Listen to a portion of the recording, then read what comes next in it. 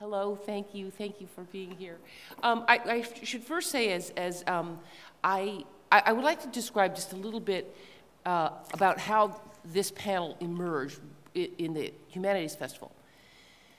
The Humanities Festival has been generous the last couple of years to invite me to their sort of pre-planning period where they're talking, you know, they've located their theme for the season, and then they gather a group of people who've been participant to the festival in previous years and say, let's generate some ideas, let's think about people we want, some topics we want covered within this theme. And as I say, I've been invited the last couple of years. Last year, I wasn't able to attend, I was out of town or something, but Stuart Flack sent me the notes about the conversation and the ideas initially generated, and I wrote back to Stuart to say, gosh, these are all really fantastic ideas. It seems to me, though, that a topic that's not mentioned or included in any of them is the question of women in humor. And I said, I don't really think we can do a humanities festival without that topic because gender has been such a contested site in the negotiation or the discussion around humor. I mean, for those of you who remembered in the 70s as the feminist movement was emerging, I mean, we all heard the cry, right? Women aren't funny. And it seemed to me at the time, and a lot of women have done, you know, analysis of that, but this was accusing women of not being funny, of being, you know, conversely strident, bitchy, they didn't get it, were ways to silence that feminist voice, or at least devalue it. So I thought, well, you know, we should be doing, and with great alacrity, the festival said, yeah, that's terrific, you know, let's do one, pick a panel. So I assembled Lauren, Leslie, and Tanya, because they come at, there are ways in which they're both engaged in the production of humor in front of audiences, and they come at it from different angles. Lauren as a performer and as a co-creator with her fellow her improvisatory partner, Joey Slotnick. Leslie, because she is a director of a group called 500 Crown, which, if you've ever seen their performances, very canny negotiation of the dynamics of humor. And Tanya, who is a writer with whom Steppenwolf works, is proud to say it works, started her own theater company, Teatro Luna, which is a Latina theater company, all women thereby, and she's a writer and a performer and a director. Okay, so we assemble ourselves as a panel, and we begin emailing each other just to begin to air out the topic a little bit. And one of the things the festival asks us to do is we'll come up with a title for it. So a little back and forth in the emails, and you know, emerges the irreverent suggestion, balls out, 4 women talking about comedy. So we thought, yeah, well, let's submit it. Submitted it, thank you for the title. A week later, could we just call it 4 women talking about being funny? And I thought that you know, and this is in no sense meant to in any way slur the festival, but I thought both of those things were a little informing. Okay, and then as Bill referred to, in Vanity Fair is Christopher Hitchens. You know, and you know, the guy's a professional provocateur, so he's going to start strong, right? He's going to give us some polemic. And he says, you know, the article is titled, and this is from the, looks like, I don't know which, it's recent, January 2007. Why Women Aren't Funny. And then he goes on to develop the thesis, which is basically, as Bill suggested, had to do with genetics itself, which is to say, Hitchens talks about the way in which humor is a negotiation of power or authority. There's one up, there's one down, and that the person being funny, that it has something to do with power. And that there are people talking to each other as well as someone to whom they're speaking. And what he describes here is that because women have children, there's a purposefulness in life that eludes men, and therefore men are aware of that, and humor is a way to kind of contain or resist that innate power that a woman has in terms of knowledge of her purpose of life. That's real sketchily, I mean, that's real reductive. And he says some, you know, naturally, marvelously funny things. Another Tribune article recently talked about, the man starts with a self-disclosing narrative where he says, you know, I began to date a woman who was fantastic. I began to see how interesting she was. We were having a great time together. One night we're driving fairly early into our relationship. I crack a joke. I'm pleased with myself. Then she cracks a better joke. And it made me very uncomfortable. You know, the bloom was sort of off the rose at that point when he realized that she was funny. And Hitchens talks, too, about how humor is a marker of intelligence, et cetera, et cetera. So what I thought we would do is just accept maybe for a moment the premise that gender does function in humor somehow, and it has something to do with social positioning, inside-outsidership, and that humor functions for men in terms of a kind of consolidation of authority in situations. And there are ways in which you efface the power of the other voice by claiming you're not funny. And so I thought, well, you know, let's just be free rambling. I want you guys to jump in at the end, because what I asked these women to do was just think about, first of all, do they think that gender plays a function in the way that they make funny? If so, do they have any kind of speculation about it? As they astutely pointed out, having read the Hitchens article, these are very specific situations, social situations, about which Hitchens is making these claims. Stand up, for one, which I think one would say is maybe where the heat is most turned up on the aggression factor in humor. You know, and that's been analyzed a million different ways, including, you know, just simply with the description, what does a stand-up comedian does? Kills them. I killed. So there's this way in which it's constructed around aggression. And the other aspect that he's talking about is just social situations in which men and women are, and particularly when they are together. So this doesn't take account, in the end of all, really of the kind of the way that the comedic functions in your performance work, which tend to be long forms, okay? So I thought just for you know, I'd like to invite each of you to talk a little bit about the kind of performance you do, or specifically if you can see its relationship to gender, power, etc. Leslie, it has to be admitted, to her glory and perhaps to her shame, has written a dissertation about performance and the dynamics of performance and the kind of performance she does. In the case of her master's work, it was about Lucille Ball. In the case of her dissertation, it was about sort of theorizing around the practice, which is 500 Clown, right? So Leslie, you want to talk just, so you've done a lot of thinking about it. I've thought, and I think I have a line in my dissertation that says, I am about to kill any human. Okay, can you hear me now? Is that better? I will start again. Yes. I think that I have a line in my dissertation that actually says I'm about to kill any funny that we ever make by writing 250 pages about it. Nonetheless, press on. Yeah, I thought I would start by kind of laying out some of the language I think of when I'm directing and creating productions that use humor, just to get some vocabulary on the table with it. And it wasn't evident to me instantly how gender plays through this, so I thought, let me start with what I know, and then over the course of the discussion, we can see what is gendered perhaps about it. So I'll kind of give some categories. One is that I think there's a lot of humor that is created out of tension, and I don't really deal in that kind of humor. I also don't find it funny as an audience member, typically. I like humor that comes out of incredibly relaxed state of following impulses, where there's kind of this like jamming on a topic and riffing, and it just goes farther than you could ever expect it to have gone, and that you sort of, what you see on stage is sort of a display of the discursive mind, a play, an impulsive play of like a whole range of chaotic impulses that are so gloriously communicative about life and anxiety and joy and fear, and it's all this kind of mess of humanity spilled out. So you know what, for those who aren't familiar with 500 Clown, would you just give the brief synopsis Sure. of what 500 Clown performance is? Yeah, I mean, we've done a range of work, but kind of our signature pieces are 500 Clown Macbeth and 500 Clown Frankenstein.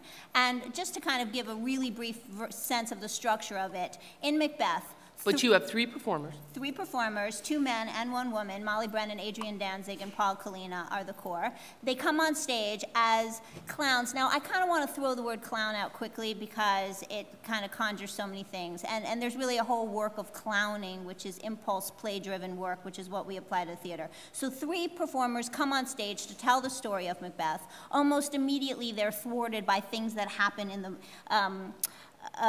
any problem, any little problem that occurs will kind of distract them from their task. Soon into the show, a crown descends, and it's out of reach. It's physically out of reach. And so the whole show becomes a highly physical pursuit of getting this crown. The stage is collapsing. There's a lot of things that are rigged, a lot of slapstick, a lot of sort of, we call it rough style acrobatics. And in the pursuit of this crown, what starts as this unified trio, they get their relationships get fractured, there's betrayal, there's a killing, and they end up quite isolated.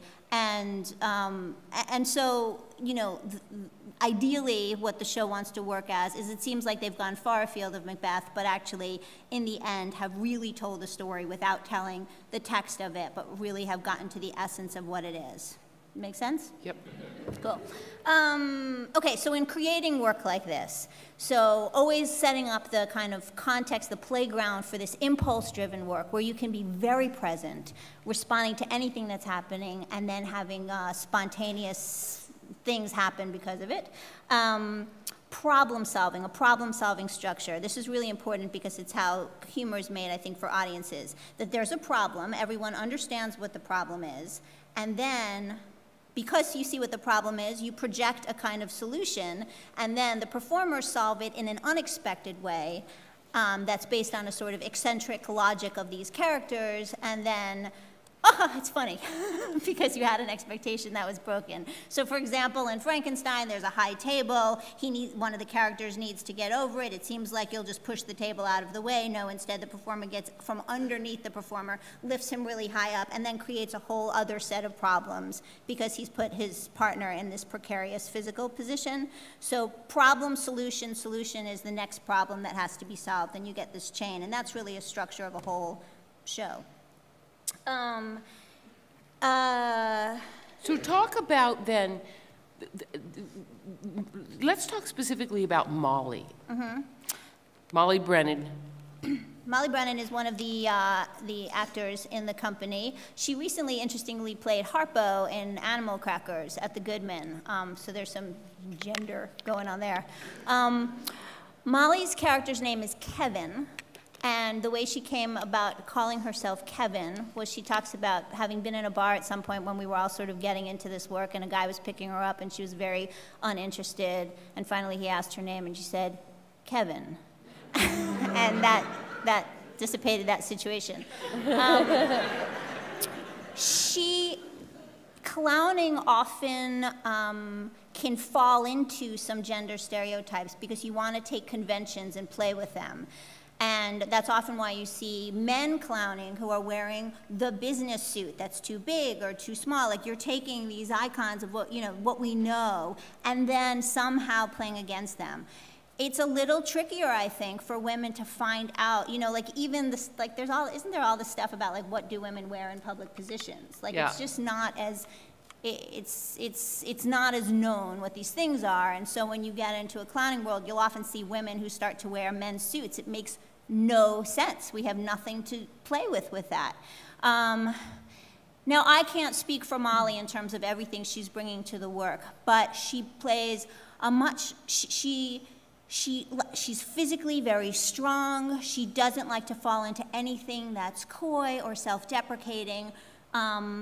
And there's a real humor and sexuality that comes out of it. And it's also very much in dynamic to her 2 partners who are these very strong acrobatic-y guys.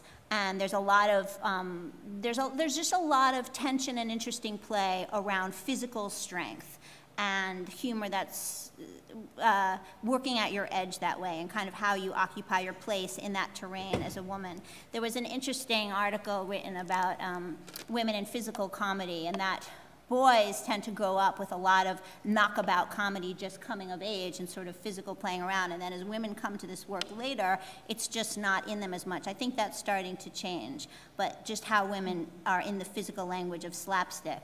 Can I say one more thing about it? Yeah. One more thing in terms of slapstick, like typically comedy is you hit someone, you knock someone out, they fall down. If they stay down, it's tragedy. If they pop back up again, it's comedy. But think of that as a woman. You knock a woman down, she stays down, tragedy. She comes back up, also kind of tragic, potentially. So, it just speaks to whatever, a whole history of abuse and yada yada. So. Thank you, Leslie. Tanya, talk about what Teatro Luna does. Teatro Luna is Chicago's first and only all-Latina theater company, so we're all female. We've always been this way. 10 years ago, we've always been female. No transgender men. Not yet, but that is part of our mission now. We just put intersex, yeah. I knocked on doors when I started the company, and I thought the first doors I should knock on were the Latino doors, like the big Latino arts organizations here, and they would correct me. They would say, no, you need to start a Latino theater company. The movement is not there. The Latino theater movement is not there. You need to wait, they kept saying, to have an all-female group. And I thought, well, that's exactly why we need to have an all-female group. I thought we were going to have more help from them. But I think the first couple of years when we're getting, especially from the males in our community, so much resistance, I think that is what formed our aesthetic. We use humor as like a sugar pill, to touch on topics that are, especially early on in our community, they were taboo, and we still touch on taboo topics.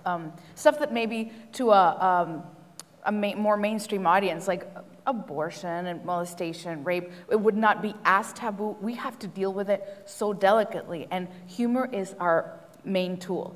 And that came from, because we do autobiographical stories. So most of our stuff stems from stories from the ensemble, which is an ensemble of 9 of us. And they're funny girls. We were talking about how sometimes humor within the confines of like a female group is very different than like a co-ed humor. You could say more stuff about, secretions and stuff, body stuff, and it's true. But what we've done in Teatro Luna is we've taken those very intimate conversations about periods and about how much it hurts to be pregnant, because it's autobiographical. The girl saying it is actually pregnant half the time, so that's what's special about TL. But we've taken that, we kind of mined it and be like, let's make it accessible. I think it's funny. We all think it's funny, so let's make sure that like a more a diverse audience can swallow that little sugar pill, and I think it's worked. I think we're in a good place where we use humor with care in that way. We did a performance called Machos, where we interviewed about 105 men around the country, and we crafted a performance out of it called Machos. Machos in Spanish doesn't just mean like machismo; it means males too. So it was that we were playing with that, and that one was one when we first started. It was kind of like a little bit humorless, because the first workshops, because we didn't want to mock men, because these intimate stories that they told us, we really wanted to honor those questions that they had never been asked. We didn't want to just mock them. Sure, then eventually we did come up with songs like "Girl, I'm Not Gay" and that kind of stuff, because in most of those, a lot of men had, I'm not gay, but I've had a couple of, experiences with men. It was like we found the through lines, and then we were able to mock the lighter stuff, But it was interesting to wear the men garb, because we didn't want to do a parody. We really wanted to be men, act as men, and that the humor in that we couldn't own it till much later. So that was of our history. I've noticed that when we did try to play the men, that was the hardest. But let me just ask. Okay, then we'll weave back together. Lauren, describe what Ed does. Ed began in 1990, and I was in Chicago, and I had come from a story theater background. I had studied at the Piven Theater Workshop, and much of the work was improvisational, and it really interested me. It felt like it was this great, I loved playing in that space, it's spontaneous space. But what was offered in Chicago at that time for that kind of exploration was not very vast. There were a few places you could go, but they seemed to be places that generated comedy. You know, if you wanted to improvise, you were going in and you were going to learn how to be funny. And it didn't feel right to me, like it just didn't. It felt like it was honing a tool that just wasn't organic to my process. So I was lucky enough to fall in with a group of people, many of whom were Northwestern grads, who formed a group called Ed, and what the director, what his focus on was finding, using improvisation as a tool to explore relationship. So the work that we did, this long-form improvisation, ended up looking much more almost cinematic. It was very theatrical, but the way in which our stories were told would flow. So it wasn't sketch comedy. They weren't skits we were thinking about or writing about. In fact, what we learned very early on was if we went in with an idea of something that we thought was going to be pretty funny, it was terrible. I mean, it really, really, it became more and more apparent over time that the humor would be generated between the characters. It would arise out of the situation. It would arise. So, a recent piece that Lauren did at Looking Glass called Wants and Needs is with Joey Slotnick. Yeah, are you guys just one part of it? Exactly. There have been many. So, did you learn anything from directly working just in that dyad, the man-female one, in relation to gender or in relation to being funny? Well, first of all, just two people filling an hour. Whew. But it was, no, working with just one other person, and that being a man, it was, the concentration tended to be on female-male dynamics. It was unavoidable. However, those, Joey wouldn't necessarily always play the man. That would easily, or he might begin as a male character, and I might take over his character. Or we played a lot with assumptions. You know, that's something that we like to do, is we would stretch the audience's, these deep-seated, long-standing ideas of who people are and what they look like, and we would play with them and toy and stretch them. And with Joey, because we had more time and there were just the two of us, we really got into dynamics between men and women. Well, this relates to what Leslie's saying, right, as one of the pillars, right, of what comedy or humor does, is you need to find what those conventions are, put them up there so they're recognizable, and then so much of humor has to do with subverting them, overturning them, creating the surprise that's against those expectations. Also, can you talk a little bit, Leslie? You have an interesting relationship with your audience. I mean, it's a different contract than a lot of performance. Can you describe that? I mean, what's the conventional contract with an audience, and what do you do? Right. Well, I mean, conventionally in theater, there's there's the fourth wall, meaning that there's a reality on stage that is in another time and place than where the audience is sitting. Now we know that is very played with in a lot of theater at this point. But still there's an expectation that the stage is a kind of sacred space removed from the audience. So in our shows, we're very in and out of the audience, but I'm always like cautious about audience participation, because hopefully we're not putting any unwanted attention or pressure on any audience member. It's simply that, like, if this woman here is looking through her bag, I'm on stage and I actually see it, and I might get curious about what's actually in her bag. And ask her to show it. And then I might like want to go down and get some. So, and then I'm back on task with what I was talking about, but I'm affected by the fact that now I have a relationship with her, and I also like her scarf. And so there's a constant like awareness of just being here, and everything is everything is the source of play and possibility. Once the audience knows that, then they can be as daring or not about their participation, but they know that anything they throw out there is going to be received as a proposal. We will always set the audience up to succeed because they certainly have not paid to come in and be tested and fail. So it's our responsibility to make it a no-fail zone for the audience.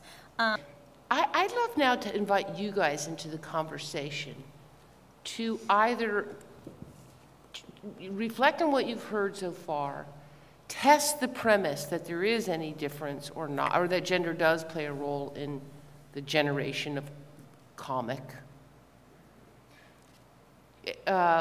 Bear witness to any experiences you've had. Yes? Hey, can everyone hear this lady? She's saying she has a son who's 7 years old, and she's already beginning to see that he's emerging as the class clown. And she's wondering whether that same thing would happen to a girl, and that she can also say that, you know, she can see that's either something that is encouraged in him or discouraged. And apropos of that, I wonder if there are any women who are here today who were ever discouraged from being funny. Can I mention, I have, I grew up in Mexico, but I think it could happen here too. We had these bohemian gatherings after dinner. I don't want to call them dinner parties, but like carne asadas, and we had these gatherings. And I come from a family of male politicians, and they always loved to tell these long jokes. That like there were like 7 to 10. Almost every uncle had their one joke, you know, and we all enjoyed the getting there. But everybody kind of had to propose something that night: a song, a declamation of a poem. The women were never.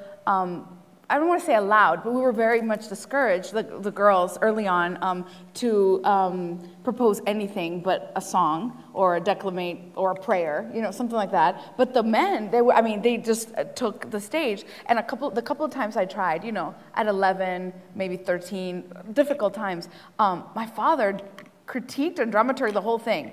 You know, afterwards, it was really harsh trying to be funny with those men in my family. So I remember, it didn't discourage me. It was more like, I'm going to be funnier than my dad, you know. He's not that funny. It's the same joke he's been telling forever, you know.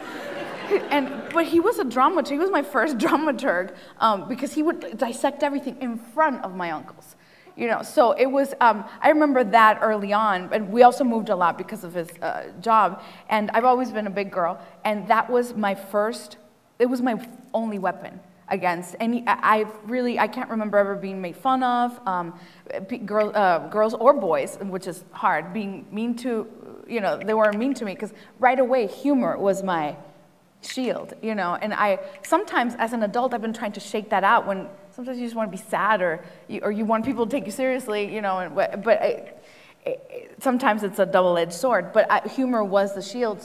But it was difficult. I've been one of the only girl clowns in most of my schools when I've gone, and it feels, you know, the class it's interesting clown. what you say. I mean, just in my own experience, I'm one of 7. I'm one of 7 children. 5 of them are brothers, and I realized early on that unless I developed, and these guys are really funny and really witty, and I realized, you know, if I ever wanted sort of voice in the conversation, I had to be quick. I had to be funny,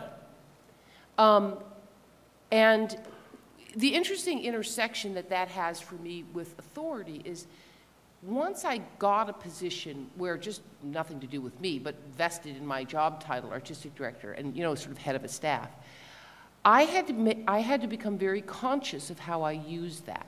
Something that had always just been my natural,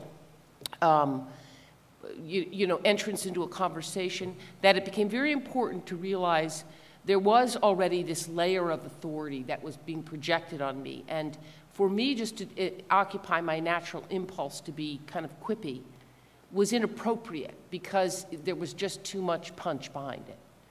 I'm wondering, you know, if here are some, you know, we've got some men in the room. Are there any, let's hear from some of the men. Does it bug you, this kind of conversation? Do you roll your eyes? What are you thinking? Do you, do any of you have daughters? and have watched yourself deal with the question of them being funny or not funny. Yes, sir? I'm saying no, I don't have a problem with it, although just being here this morning itself says a lot, because those guys that would have a problem with women talking about humor, they're not him. Yeah. Any other men want to make any kind of remark about, yes, sir? Phil Donahue. Tanya's comments earlier sounded very empathetic to the males that you might be considered to be ridiculing. And since it seems to me a large wedge of the comedy pie is based on ridicule, if there's any conflict between, in my experience, women's more empathetic, more nurturing natures and the ability to bust balls, to ridicule people and to you know, put the foot on the neck. And with that style of comedy, if there's some inherent tendency towards conflict there. Well, you know, one of the things that Hitchens, and sir, I'll take you in just a sec. One of the things that Hitchens mentions in his article is that the women who actually do succeed in funny, and again, remember, he does not say this explicitly, but he's kind of talking about the social situations that are constructed in a way that's not dissimilar from stand-up, which is, you know, I'll top that. He says, you know, the women who are successful, says he, and this is his language, let's be honest, they're dykes or they're hefty. In other words, so he's saying, you know, in the kind of paradigm of female attractiveness, that, you know, they don't qualify. And one of the things that he explicitly talks about is in terms of social currency, the equivalent is funny for men is pretty for women. You know what I mean? So that's how men make themselves attractive to women. They be funny, and as he said, women don't need to be funny because they're already sitting there with what we want, which is pretty. Yes, sir? Did you want to say something about that? Yeah, you had your hand raised. My question, I think, follows from what you just said, but I think according to Hitchens' article, men like women to laugh at their jokes. It makes them feel good, and I just was curious if women want men to laugh at their jokes, if it's the equivalent desire. Right? Yes. Yeah. Yeah. Yes? I'm making this poor lady run around. Yeah.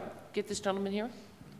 You talk about the pretty funny dynamic, but this may just be anecdotal, but I would think a lot of people, a lot of men would look at that and say, why can't, I mean, you know, pretty is sort of by happenstance almost. So isn't there a lot of added benefit if this person, you know, who happens to be another gender is funny also?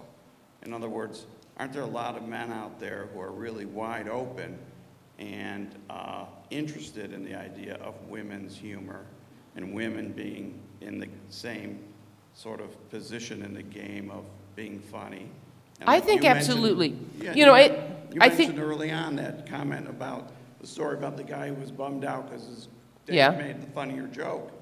Aren't there a lot of guys who would say, that's really cool, I just found somebody who might actually be able to entertain me, so I don't have to feel like I'm the entertainer? Absolutely, absolutely, and I think that, you know, I think that's dead right, and I think what Hitchens is doing is he's talking from, you know, as I said, he's a provocateur. He's going to take a polemic and he's going to play with the, you know, the most sort of conventionally agreed upon gender stereotyping. And I think that, you know, in some ways, sir, and I make no declarations about your age, that's the mature attitude, right? I mean, that's value-laden language, but I confess to as such.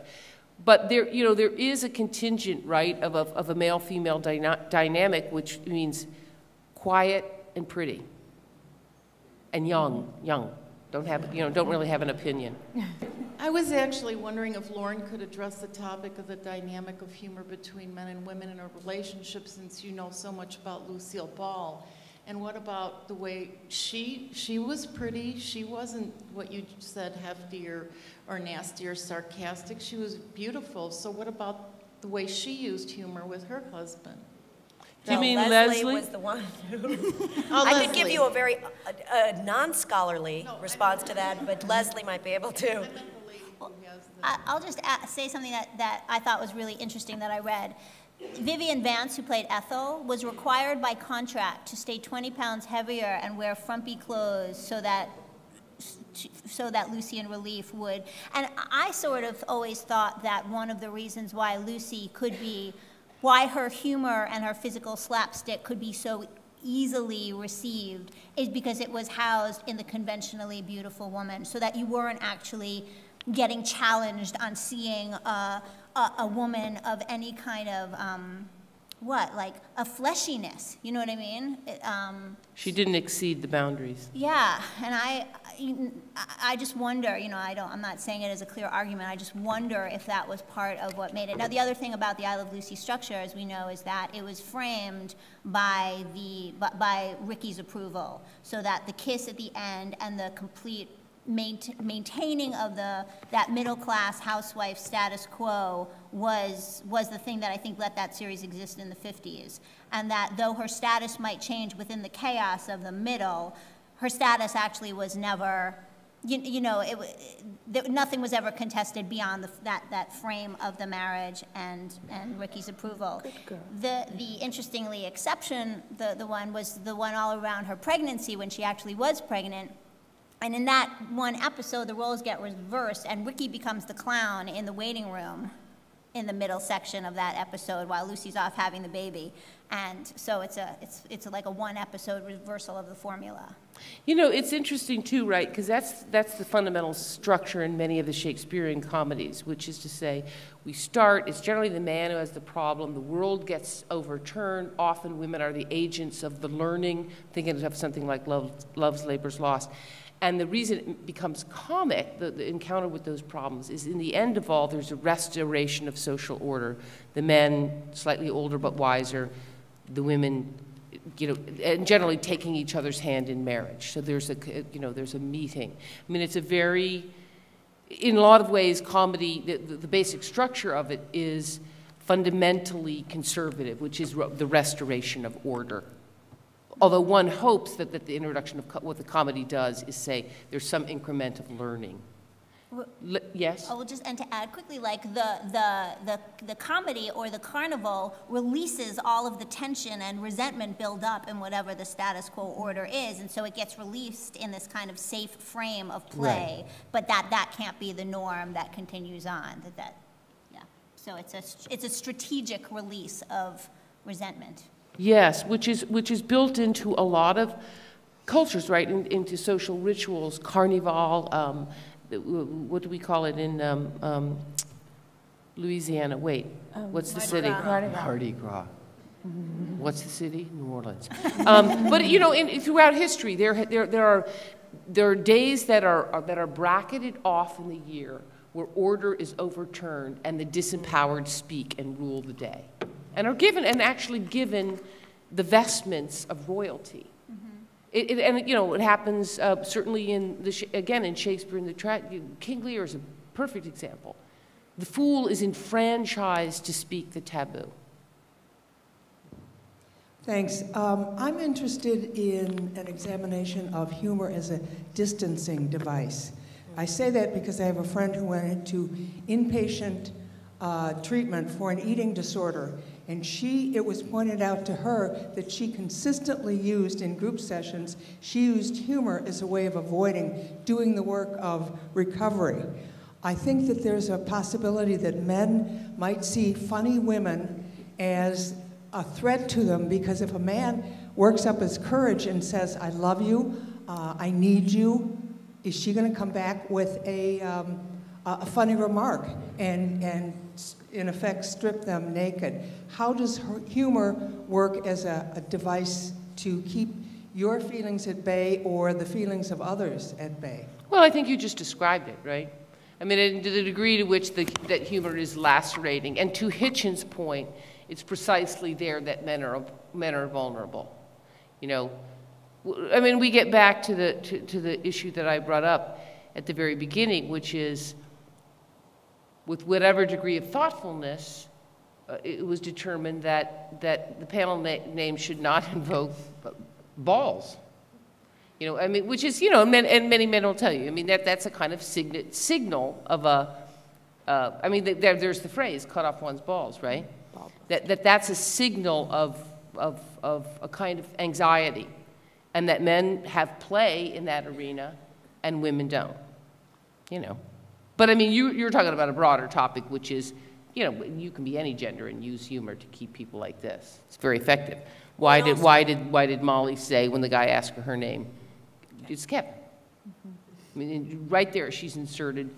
She's both funny, but she's also inserted masculinity as a shield. An architect will tell you that the most difficult terrain inspires them to do their most brilliant work. You know, you think of Frank Lloyd Wright with Falling Water and that sort of thing. Can you think, aren't there logically examples where the constraints that are put on female humor as opposed to Latino humor, as opposed to overweight guy humor, as opposed to all of these other different potential situations where someone else might be sensitive to the comic, have inspired you to do really wonderful work that a white Anglo-Saxon Protestant guy probably couldn't get away with? Yes, and I would say there's an obvious omission on our panel, even as we're talking about gender, which would be African American. Because I think in the very way that you're talking about, if we can think about the constraints that are put on African Americans in terms of giving voice and where they sit, you know, what the history of this country has been in terms of positioning them, an African American speaker in a power relationship. You know, that is the source, the gold mine of humor for so much of humor that involves that question of race. I mean, it's right. It's a fantastic boundary against which, or crucible for the generation of humor. And it's a delicate balance how to talk about other races. And I've got into a lot of polemics with friends that write comedy, you know, this post-racial America that we supposedly live in. It's like, it's okay to say these things. We don't want, the PC movement, that didn't work, or like we're trying to ignore that, but it's such a delicate thing. That's why when we started talking about men in that way, it was a delicate thing. When at Teatro Luna, we have a lot of complaints about the mainstream, but that is, I think, the time we spend the most. That is what we've spent the most time in, because it's my Spanish. I'm thinking in Spanish, but it's really, when I see sometimes, I just saw something at the Jeffs, and it was they were saying the word black, everything. There was one black guy, so he was. I was in a row of Latinos, and we felt he was a little tokenized. Actually, that's all we talked about after the Jeffs. It was this Jeff Awards, the Jeff Awards. That everybody was saying the word black, like, well, black, like this. That was the joke. That was the punchline, and it made us feel really uncomfortable. But because it was a sea full of people laughing at it, and there needs to be conversations when it's appropriate, when it's not. Or not. You can have us cringe sometimes, you know. But I think that's an audience is very important, and representation. Who's being oppressed? Who's not? I think all of it is very delicate. Well, you know, in the same way that you're describing, humor can be co-opting, right? And this can have very specific gender implications. I mean, I don't know if any of the women, as young women, if it was important to you to be in the game and not to be prettified or feminized so that you didn't get to voice. I'm sure that you can think of times when you were compelled to laugh, when women were the objects of the joke, to show that you got it. You weren't gonna, you got it. You were one of the guys. You were down. Lauren, were you going to say something earlier? Probably, but it's gone. Gone. Yeah. So yes, lady with the mic. Yes. Earlier you said that successful women comedians are pretty and attractive. And I think that's really true when I think of historically, whether it's Lucille Ball or Lily Tomlin, but the comedians that, you know, the funniest women that I can remember were all attractive, whether it was Lily Tomlin or Goldie Hawn in Laugh-In, you know, or Gilda Radner, or when you think of all of that. And now the newest ones, Ellen DeGeneres, Wanda Sykes, you know, with the newest humor, they are very pretty, they are very feminine and attractive. So what does that mean? Except it's so hard to separate, because when I think of Gilda Radner, like or Lily Tomlin or any of the, like, are they so gorgeous because they're so friggin' funny? Like, it's so, I can't even separate in my mind. And I also don't think that those women are deemed conventionally attractive. I was just about to say. I don't think, I think it, yeah, Gilda Radner, I don't think within the context of Saturday Night Live was considered a pretty girl. But there's that whole... Goldie Hawn certainly was. Yeah, and watch how her humor is different from the women that you're talking about. She was in bikini a lot of the time. You know that? Yeah. Well, and I was just going to say, in the rebuttal of the Hitchens article was the Stanley article, and I found it personally, it was on the cover of Vanity Fair, and there were all of these very hip, new comedian, you know, these comedy talents, and they were very sexualized on the cover and on the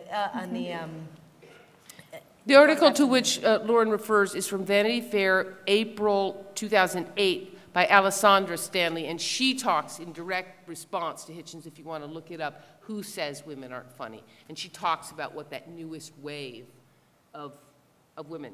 Anyway, I just found it, I found it kind of surprising and kind of off-putting that it was, that was such an important part of it, that she was saying, here, look at these new, you know, and they discuss in the article how nowadays, because you can be attractive and funny, that's the, you know, that's the necessity. So now all of these women, like these Chelsea Handler and Tina Fey, right, is that but their characters rely on it, you know, so that it's seen as something like, hey, they get to be funny and super hot too at the same time, and we're gonna play on that. And I just, for me, it didn't even feel so much like a rebuttal. It felt sort of like this is a different lens to look at it through, but it's pretty much the same kind. So instead of being one or the other, they now have to be both, Yes, right? right. It's like, you know, Ginger Rogers did everything Fred Astaire did, only with high heels and backwards. Right. So, yeah. Well, let's take one more comment, because I want to be respectful of your time. Lady with the mic, where are you? The roving mic lady. I have the microphone. I wanted you to address gender as far as audience, the appeal of humor. What's the level? Who's your audience when you're performing, when you're writing, when you're considering what you're going to put out there? Who do you think you're talking to? Both men and women? I'm mainly talking to women my age.